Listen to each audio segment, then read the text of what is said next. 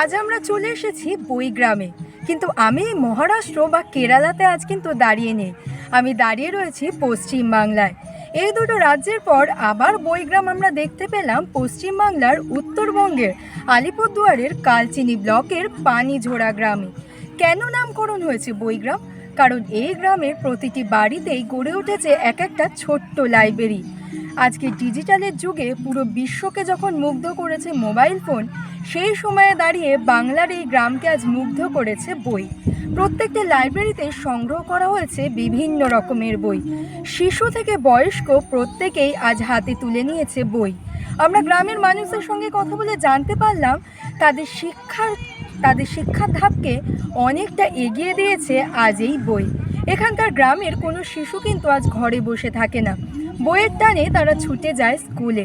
তাছাড়াও বাড়িতে যেটুকু ফাঁকা সময় তারা পায়, সেই সময়টাতে কিন্তু তারা হাতে তুলে নেয় বই। কৃষিবার্তার পর্বে আজকে একটা নতুন তথ্যের সন্ধান আপনাদের দেব। এই বইগ্রামে কৃষি দপ্তর আজ একটি ছুটির দিনকে বেছে নিয়েছে একটি অনুষ্ঠানের জন্য।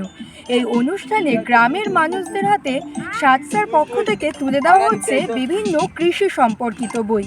কৃষি সম্পর্কিত বইয়ের পাশাপাশি তুলে দেওয়া হচ্ছে বই রাখার আলমারি এবং বিভিন্ন সরঞ্জাম, যাতে গ্রামের মানুষেরা আরও বেশি করে বইয়ের প্রতি মুগ্ধ হয় এবং এই গ্রামটি যাতে সকলের কাছে একটি উদাহরণ হয়ে দাঁড়ায়।